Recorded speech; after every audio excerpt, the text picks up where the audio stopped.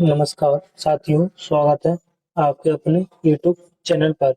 आज हम UP police 2026 के लिए स्पेशल टॉपिक में आज हम भारतीय कृषि करने वाले हैं। इससे पहले हम सोशल मीडिया का टॉपिक कंप्लीट कर चुके हैं। एक बार आप जरूर जाके देखें। आज हम भारतीय कृषि करने वाले, इसमें टोटल कितने 100 क्वेश्चन होंगे और सोशल मीडिया में हमने 88 क्वेश्चन को सॉल्व किया और भारतीय कृषि में 100। अगर आपको हमारी वीडियो पसंद आए तो वीडियो को लाइक और चैनल को जरूर सब्सक्राइब करें। तो आइए, इसके पहला क्वेश्चन है भारतीय कृषि के अभ्यास क्वेश्चन है। इसमें पहला क्वेश्चन, भारत में प्रथम राष्ट्रीय कृषि नीति कब घोषणा की कब घोषणा की गई थी? तो हमारा ए 2004 में नहीं, हमारा इसका ऑप्शन बी 28 जुलाई 2000 में घोषणा की गई थी। इसका हमारा ऑप्शन बी सही। अगला क्वेश्चन नंबर 2, राष्ट्रीय कृषि नीति में कृषि क्षेत्र के लिए कितने प्रतिशत वार्षिक वृद्धि का लक्ष्य रखा गया था? तो इसका हमारा 2% नहीं, 4%। इसका हमारा ऑप्शन बी सही। अगला प्रश्न, भारत में कृषि जनगणना कितने वर्ष के अंतराल पर होती है? कृषि जनगणना, पशु जनगणना, यह 5 वर्ष के अंतराल पर होती है। हमारा ऑप्शन इसका सी सही। अगर मानव जनगणना 10 वर्ष पर होती है। अगला हमारा प्रश्न नंबर, भारत में प्रथम कृषि जनगणना किस वर्ष आयोजित की गई थी? किस वर्ष आयोजित की गई थी? तो हमारा 1970 से 1971 के बीच आयोजित की गई थी। इसका हमारा ऑप्शन बी सही। अगला प्रश्न नंबर 5, किसान क्रेडिट कार्ड केसीसी योजना की शुरुआत कब हुई थी? तो यह अगस्त 1998। इसका हमारा ऑप्शन सी सही जवाब। किसान क्रेडिट कार्ड की स्थापना। प्रधानमंत्री फसल बीमा योजना किस वर्ष शुरू की गई थी? किस वर्ष शुरू की? तो 18 फरवरी 2014 नहीं, 18 फरवरी 2015 नहीं, तो इसमें होगा 18 फरवरी 2016 को की गई थी। इसका हमारा ऑप्शन सी। अगला प्रश्न नंबर, किसान कॉल सेंटर का टोल फ्री नंबर क्या है? टोल फ्री नंबर क्या है? तो इसका 1591। इसका हमारा ऑप्शन बी सही। अगला प्रश्न, नाबार्ड की स्थापना किस समिति की सिफारिश पर हुई थी? नाबार्ड की स्थापना तो विजय केलकर समिति। इसका हमारा नाबार्ड की स्थापना किस समिति की सिफारिश पर हुई थी? तो विजय केलकर जीएसटी है। इसका जवाब हमारा ऑप्शन इसमें गलत है। विजय केलकर के द्वारा नहीं थी, इसमें शिवरावण समिति नाबार्ड की स्थापना। इसकी स्थापना 1982 में हुई थी। इसका करेक्ट आंसर हमारा ऑप्शन ए सही है, शिवरावण समिति। अगला प्रश्न नंबर 9, नाबार्ड का मुख्यालय कहाँ स्थित है? तो इसका मुंबई में। ऑप्शन इसका बी मुंबई में नाबार्ड का मुख्यालय। नाबार्ड की स्थापना किस तारीख को हुई थी? तो 1982 में हुई थी, लेकिन 12 जुलाई 1982। इसका हमारा ऑप्शन ए सही नाबार्ड का। इसका मुख्यालय कहाँ है? मुंबई में। और शिवराज समिति की सिफारिश पर इसकी स्थापना हुई थी। अगला प्रश्न नंबर 11, निम्नलिखित में से कौन सी खरीफ की फसल नहीं है? खरीफ की फसल नहीं है। मूंगफली खरीफ की फसल है, मक्का खरीफ की फसल है और कपास भी खरीफ की फसल है। चना खरीफ की फसल नहीं, तो इसका हमारा ऑप्शन डी है, चना खरीफ की फसल नहीं है, यह रबी की फसल है। नहीं, हमारा ऑप्शन इसका डी सही जवाब होगा। अगला प्रश्न नंबर 12, निम्नलिखित में से कौन सी रबी की फसल है? रबी की फसल, धान रबी की फसल नहीं है, यह खरीफ की फसल है। सरसों रबी की फसल है, हमारा ऑप्शन इसका बी होगा। ज्वार भी खरीफ की फसल है, सोयाबीन भी खरीफ की फसल है। इसमें मुझे रबी की फसल तो हमारा सरसों रबी की फसल है। अगला प्रश्न नंबर 12, तरबूज, खरबूज, ककड़ी किस ऋतु की फसलें हैं? किस ऋतु की फसलें? तो जायद की फसलें हमारा इसका ऑप्शन सी। अगला प्रश्न नंबर 14, भारत में कृषि वर्ष कब से कब तक माना जाता है? कब से कब तक माना जाता है? तो 1 जुलाई से 30 जून तक। इसका हमारा ऑप्शन सी सही, ऑप्शन सी। अगला प्रश्न नंबर, झूम खेती को काटो और जलाओ, काटो और जलाओ कृषि कहा जाता है। इसे छत्तीसगढ़ में किस नाम से जानते हैं? छत्तीसगढ़ में किस नाम से जानते हैं? तो दीपा नाम से जानते हैं। इसका हमारा ऑप्शन बी सही है। अगला प्रश्न, आंध्र प्रदेश में स्थानांतरित कृषि को क्या कहा जाता है? क्या कहा जाता है? तो पोडू। इसका हमारा ऑप्शन बी सही। अगला प्रश्न नंबर 17, सेलीकल्चर का संबंध किससे है? सेलीकल्चर से बोलता है रेशम कीट पालन। इसका हमारा ऑप्शन बी होगा रेशम कीट। यहाँ पर मधुमक्खी पालन, मधुमक्खी पालन को हम कहते हैं एपी कल्चर, एपी कल्चर मधुमक्खी पालन। आपसे पूछे मछली पालन, तो मछली पालन के लिए कहते हैं हम मछली पीसी कल्चर, मछली पालन के लिए हम पीसी कल्चर कहते हैं। और अंगूर की खेती को हम बीटी कल्चर कहते हैं, बीटी कल्चर। प्रश्न नंबर 18, बीटी कल्चर का क्या अर्थ है? बीटी कल्चर तो हमारा अंगूर की खेती, बीटी कल्चर हमारा ऑप्शन सी। अगला क्वेश्चन नंबर 19, वर्मी कल्चर किससे संबंधित है? तो केंचुआ पालन। इसका हमारा ऑप्शन ए मछली पालन, पीसी कल्चर। रेशम कीट का भी बता दिया।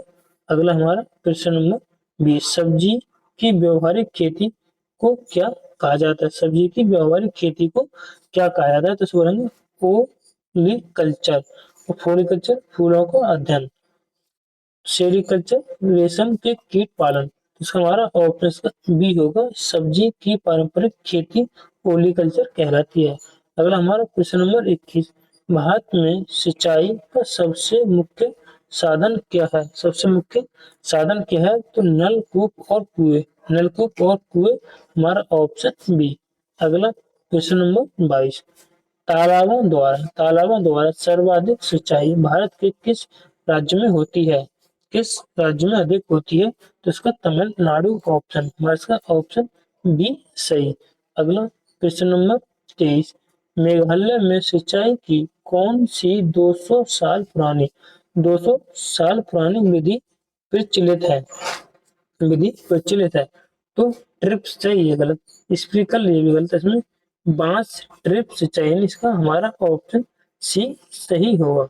अगला हमारा प्रश्न, हरित क्रांति का शब्द मुख्य रूप से किस फसल से है? हरित क्रांति का तो है गेहूं और चावल। इसका हमारा ऑप्शन बी। हरित क्रांति के जनक भारत को एम.एस. स्वामीनाथन को कहा जाता है। विश्व के पूछे तो नॉर्मन बोरलॉग को कहा जाता है। नॉर्मन बोरलॉग को विश्व के हरित क्रांति के जनक, भारत के एम.एस. स्वामीनाथन को। अगला हमारा प्रश्न नंबर 25, विश्व में हरित क्रांति के जनक किसे कहा जाता है? तो नॉर्मन बोरलॉग। हमारा इसका ऑप्शन भी है, भारत के हरित क्रांति के जनक एम.एस. स्वामीनाथन। वर्गीज कुरियन इसे बोलते हैं ऑपरेशन फ्लैट, यानी श्वेत क्रांति के लिए विलियम गॉर्ड ने हरित क्रांति शब्द दिया था, जिसकी स्थापना मैक्सिको से स्टार्ट हुई थी। अगला हमारा प्रश्न 26, भारत में हरित क्रांति के जनक किसे जाना जाता था? एम.एस. स्वामीनाथन, ऑप्शन इसका बी। अगला प्रश्न नंबर 27, भारत में हरित क्रांति की शुरुआत किस दशक में हुई थी? तो इसकी हमारा ऑप्शन भी 1966 से 67 के दशक में शुरू हुई थी। अगला लार्मा रोजो किस फसल की किस्म है जिससे हरित क्रांति में योगदान दिया? हरित क्रांति में योगदान दिया तो है गेहूं। इसका ऑप्शन बी सही, गेहूं। अगला क्वेश्चन नंबर 29, श्वेत क्रांति के जनक कौन है? श्वेत क्रांति के जनक तो एम.एस. स्वामीनाथन, तो हरित क्रांति के जनक तो डॉक्टर वर्गीज कुरियन, इसका हमारा ऑप्शन बी सही होगा। अगला प्रश्न नंबर 30, ऑपरेशन फ्लैग का संबंध किससे है? बाढ़ नियंत्रण नहीं, दुग्ध उत्पादन, इसका हमारा ऑप्शन बी सही। अगला प्रश्न, नीली क्रांति किससे संबंधित है? नीली क्रांति तो मत्स्य यानी मछली पालन से संबंधित है, इसका ऑप्शन बी। अगला प्रश्न, पीली क्रांति तिलहन से संबंधित है, तिलहन है सूरजमुखी, हमारा इसका ऑप्शन ए। अगला प्रश्न नंबर 33, गोल क्रांति का संबंध किस उत्पादन से है? तो आलू, इसका ऑप्शन सी होगा, ऑप्शन सी। अगला प्रश्न नंबर 34, रजत क्रांति किससे संबंधित है? रजत क्रांति अंडा और कुक्कुट पालन, इसका हमारा ऑप्शन बी होगा, रजत क्रांति का संबंध। अगला प्रश्न, रजत क्रांति इसमें प्रश्न नंबर 35 नहीं है, इसका हमारा ऑप्शन 36। सुनहरा रेशा किस फसल को कहा जाता है? सुनहरा रेशा किस फसल को कहा जाता है? तो कपास फसल को कहा जाता है, इसका हमारा ऑप्शन बी। अगला प्रश्न नंबर 36 भी हुआ रिपीट है। प्रश्न नंबर 37, गुलाबी क्रांति का संबंध किससे है? गुलाबी क्रांति का तो झींगा, मछली और प्याज, हमारा इसका ऑप्शन बी सही। अगला प्रश्न नंबर 38, लाल क्रांति का किससे संबंधित है? इसका टमाटर और मांस, इसका हमारा ऑप्शन बी सही।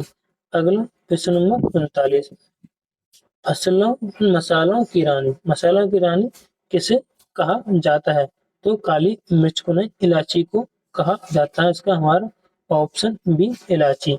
अगला प्रश्न नंबर 40, फसलों का राजा किसे कहा जाता है? फसलों का राजा, फसलों का नहीं, आमों का राजा किसे कहा जाता है? तो इसका हमारा ऑप्शन सी आमों को कहा जाता है। अगला हमारा प्रश्न नंबर 41, गरीबों का सेब किस फल को कहा जाता है? तो इसे नाशपाती, 41 का हमारा नहीं, नाशपाती नहीं, अमरूद, अमरूद को गरीबों का सेब कहा जाता है, हमारा इसका ऑप्शन बी। अगला प्रश्न नंबर 42, सफेद सोना किस फसल को कहा जाता है? सफेद सोना तो कपास को कहा जाता है, इसका हमारा ऑप्शन बी, कपास को सफेद सोना कहा जाता है। अगला प्रश्न नंबर 43, हरा सोना किसे कहा जाता है? हरा सोना किसे कहा जाता है? चाय या बांस को हरा सोना कहा जाता है, ऑप्शन बी। अगला प्रश्न नंबर 44, ईश्वरीय भोजन किस फसल को कहा जाता है? ईश्वरीय भोजन, गेहूं को नहीं, कोको, इसका हमारा ऑप्शन बी सही, 44 का ऑप्शन बी, ईश्वरीय भोजन कोको को कहा जाता है। अगला हमारा प्रश्न नंबर 45, कॉफी का मूल जन्म स्थान कौन सा देश है? कौन सा देश है? तो इसको बोलेंगे इथोपिया, ऑप्शन इसका सी, इथोपिया कॉफी का मूल जन्म स्थान, ऑप्शन इसका सी। हमारा प्रश्न नंबर 46, चाय उत्पत्ति किस देश की मानी जाती है? चाय की उत्पत्ति चीन, इसका हमारा ऑप्शन सी। अगला प्रश्न नंबर 47, मक्का का मूल स्थान कौन सा है? मक्का का मूल स्थान मेक्सिको, हमारा इसका ऑप्शन सी। अगला प्रश्न नंबर 48, सोयाबीन में प्रोटीन की मात्रा लगभग कितनी होती है? सोयाबीन में प्रोटीन की मात्रा लगभग कितनी होती है? तो इसको हमारा ऑप्शन सी 40 से 42%, हमारा इसका ऑप्शन सी सही। अगला प्रश्न नंबर 49, धान में खैरा रोग किस तत्व की कमी से होता है? किस तत्व की कमी से होता है? तो जिंक जस्ता, इसका हमारा ऑप्शन बी होगा, खैरा रोग धान में जिंक जस्ता की कमी से होता है। अगला प्रश्न नंबर 50, पत्तियों का पीला पड़ना मुख्य रूप से किसकी कमी से होता है? किसकी कमी से होता है इसमें? नाइट्रोजन या मैग्नीशियम की कमी होती है। इसका हमारा ऑप्शन ए सही। अगला प्रश्न नंबर 51, गन्ने का रेड डॉट रोग किसके कारण होता है? गन्ने का रेड डॉट किसके कारण होता है? तो यह जीवाणु ने, विषाणु ने, यह कवक के द्वारा होता है, कवक के द्वारा। हमारा इसका ऑप्शन सी।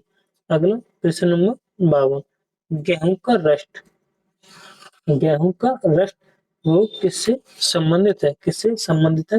तो कवक से संबंधित है। हमारा इसका ऑप्शन ए। अगला प्रश्न नंबर 53, प्याज प्याज में तीखापन और काटने पर आंसू किस तत्व के कारण आते हैं? तो इसका हमारा सल्फर के कारण आते हैं। इसका हमारा ऑप्शन बी हो। जैसे हम प्याज को काटते हैं, इसको तीखापन और आंसू निकलते हैं, सल्फर के कारण निकलते हैं। अगला हमारा प्रश्न नंबर 54, मिर्च का लाल रंग किस बड़ के कारण होता है? मिर्च का लाल रंग तो है कैसे कैसेथीन के कारण होता है। इसका हमारा कैसेपिथीन, ऑप्शन इसका सी। अगला प्रश्न नंबर 55, मिर्च में तीखापन किसके कारण होता है? तो कैप्सासीन के कारण होता है। तो ऑप्शन ए। अगला प्रश्न नंबर 55, लहसुन में विशिष्ट गंध का कारण क्या है? लहसुन में विशिष्ट गंध आती है, उसका कारण क्या है? तो सल्फर यौगिक एलिसीन। हमारा इसका ऑप्शन ए सही होगा। अगला प्रश्न नंबर 57, केंद्रीय चावल अनुसंधान संस्थान कहाँ स्थित है? तो इसका हमारा ऑप्शन बी कटक, ऑप्शन इसका बी कटक में है। प्रश्न नंबर 58, भारतीय गन्ना अनुसंधान संस्थान कहाँ स्थित है? कहाँ पर स्थित है? लखनऊ में स्थित है। ऑप्शन इसका बी होगा। अगर मुझे भारतीय गन्ना प्रजनन तो कौटुंबर में स्थित होगा, फिर जनन बूझे तो कोयम्बटूर में। भारतीय गन्ना अनुसंधान लखनऊ में। अगला प्रश्न नंबर 59, केंद्रीय आलू संस्थान अनुसंधान संस्थान कहाँ स्थित है? तो है शिमला। ऑप्शन इसका बी होगा, शिमला में। अगला प्रश्न नंबर 60, राष्ट्रीय डेयरी अनुसंधान संस्थान कहाँ स्थित है? करनाल, हरियाणा में। इसका हमारा ऑप्शन ए सही है। अगला प्रश्न नंबर 61, केंद्रीय तंबाकू अनुसंधान संस्थान कहाँ स्थित है? तो राजमुंद्री। इसका हमारा ऑप्शन बी राजमुंद्री। अगला 62, मसालों का राजा किसे कहा जाता है? और वहां पर किसे हुआ था? मसालों का राजा, मसाले की रानी, तो इसे इलायची कहा जाता है। मसालों की रानी को इलायची, और मसालों को राजा इसे कहा जाता है काली मिर्च।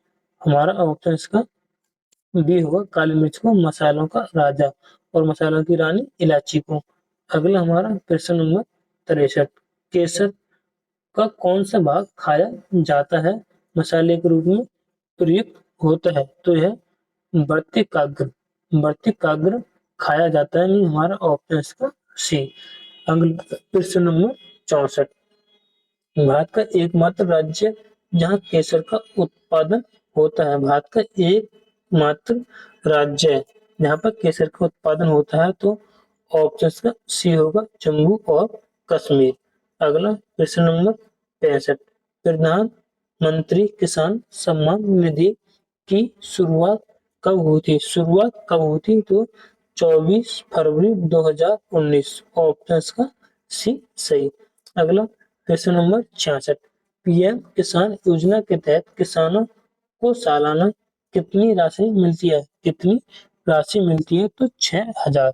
ऑप्शन का बी सही होगा, 6,000। अगला प्रश्न नंबर 67, मृदा स्वास्थ्य कार्ड योजना की टैग लाइन क्या है? तो इसको स्वास्थ्य धरा खेत धरा। हमारा इसका ऑप्शन बी एकदम राइट आंसर। अगला हमारा प्रश्न नंबर 68, मृदा स्वास्थ्य कार्ड योजना कब शुरू हुई थी? तो यह 2015 में शुरू हुई थी। हमारा इसका ऑप्शन बी। अगला प्रश्न नंबर 69, ई नाम क्या है? इसमें खाद की वेबसाइट, ये वाला गलत। राष्ट्रीय कृषि बाजार पोर्टल, इसका हमारा ऑप्शन बी सही जवाब। अगला प्रश्न नंबर 70। प्रश्न नंबर 70, प्रधानमंत्री कृषि सिंचाई योजना, प्रधानमंत्री कृषि सिंचाई योजना का क्या नारा है? क्या नारा है? हर खेत को पानी। हमारा इसका ऑप्शन बी हर खेत को पानी। अगला प्रश्न नंबर 71, किस मिट्टी को रेगुर मिट्टी भी कहा जाता है? कहा जाता है तो इसमें हमारा काली मिट्टी को रेगुर मिट्टी कहा जाता है। काली मिट्टी में कपास की खेती एक सही होती है, यानी कपास की खेती के लिए प्रयुक्त मृदा है काली मिट्टी। अगला हमारा प्रश्न नंबर 72, काली मिट्टी किस फसल के लिए सर्वोत्तम मानी जाती है? तो कपास के लिए इसका हमारा ऑप्शन बी। अगला प्रश्न नंबर 73, चाय और कॉफी, चाय और कॉफी की खेती के लिए कौन सी मिट्टी उपयुक्त है? कौन सी मिट्टी उपयुक्त है? इसे बोलते हैं लेटराइट मिट्टी। हमारा इसका ऑप्शन बी होगा लेटराइट मिट्टी। अगला प्रश्न नंबर 74, भारत में सर्वाधिक क्षेत्रफल पर कौन सी मिट्टी पाई जाती है? कौन सी मिट्टी पाई जाती है? तो जलोढ़ मिट्टी सर्वाधिक पाई जाती है, ऑप्शन सी। अगला प्रश्न, जोत के आधार पर किसान जोत के आधार पर सीमांत किसान किसे कहते हैं? सीमांत किसान किसे कहते हैं? जिसका 1 हेक्टेयर से कम भूमि जोतने वाले को सीमांत किसान कहते हैं। इसका हमारा ऑप्शन ए सही। अगला प्रश्न नंबर 76, लघु किसान के पास कितनी जमीन होती है? लघु किसान के पास 1 से 2 हेक्टेयर होती है, यानी इसका हमारा ऑप्शन बी। प्रश्न नंबर 77, 10 हेक्टेयर से अधिक भूमि वाले किसान किस श्रेणी में आते हैं? किस श्रेणी में आते हैं? तो बड़े किसान। बड़े किसान हमारा ऑप्शन इसका सी। अगला प्रश्न नंबर 78, किस समिति ने किसानों की आय दोगुनी करने की सिफारिश की थी? सिफारिश की थी तो अशोक दलवाई समिति। इसका हमारा ऑप्शन बी। अगला प्रश्न नंबर 79, गन्ने के मूल्य निर्धारित करने के लिए कौन सा मूल्य जारी करता है? तो इसे बोलेंगे FRP, उचित एवं लाभकारी मूल्य। और अन्य फसल के मिनिमम सपोर्ट प्राइस, यानी हमारा इसका ऑप्शन है अन्य फसल। और गन्ने के लिए FRP, यानी हमारा इसका ऑप्शन बी।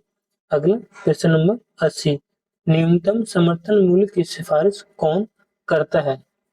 कौन करता है? तो इसका होगा हमारा ऑप्शन सी, कृषि लागत और मूल्य आयोग। हमारा इसका ऑप्शन सी सही जवाब।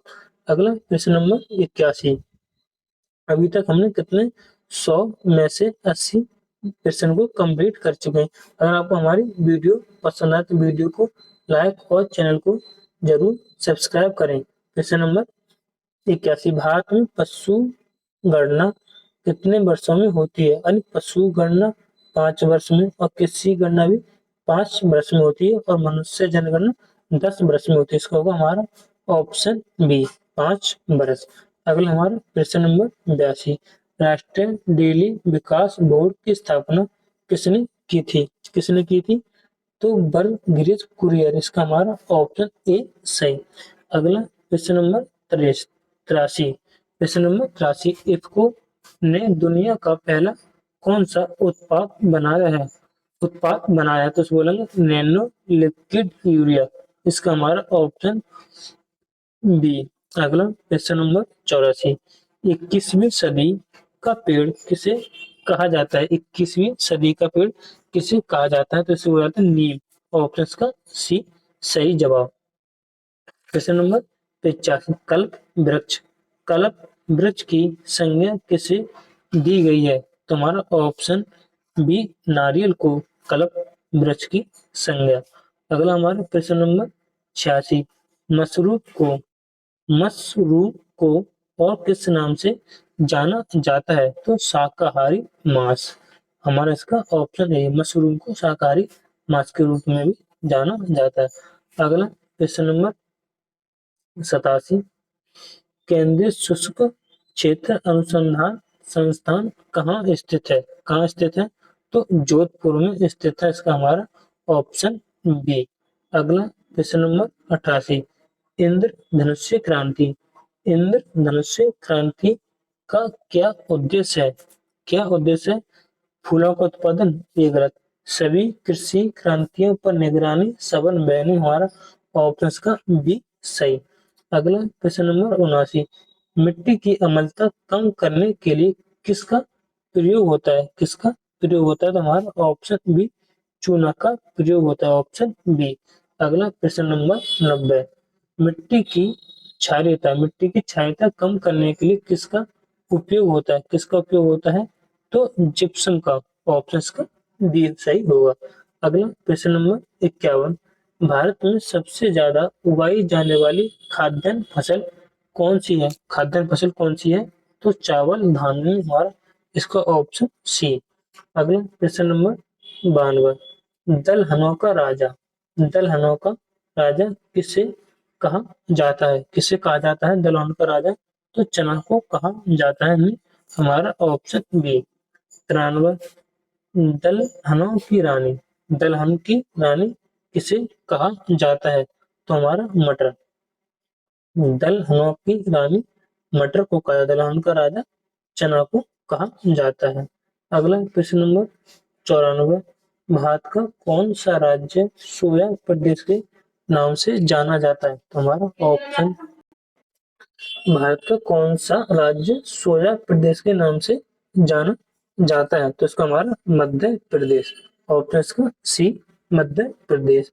अगला हमारा प्रश्न नंबर 95, गाय का गर्भकाल, गाय का गर्भकाल लगभग कितने दिनों का होता है? कितने दिनों का होता है? तो 180 दिन, 180 दिन गाय का गर्भकाल, हमारा ऑप्शन का बी सही। अगला प्रश्न नंबर 96, भैंस का गर्भकाल लगभग कितना होता है? भैंस का तुम्हारा 310 दिन, इसका हमारा ऑप्शन सी। अगला प्रश्न नंबर 97, मेरिनो, मेरिनो किसकी एक प्रसिद्ध नस्ल है? मेरिनो, मेरिनो किसकी एक प्रसिद्ध नस्ल है? बकरी की नहीं, भेड़ की, ऑप्शन हमारा बी। अगला प्रश्न नंबर 58, गरीब की गाय, गरीब की गाय किसे कहा जाता है? गरीब की गाय बकरी को कहा जाता है, हमारा इसका ऑप्शन सी। अगला प्रश्न नंबर 99, मुर्गी किसकी नस्ल है? मुर्गी किसकी नस्ल है? तो भैंस की नस्ल है, इसका हमारा ऑप्शन बी।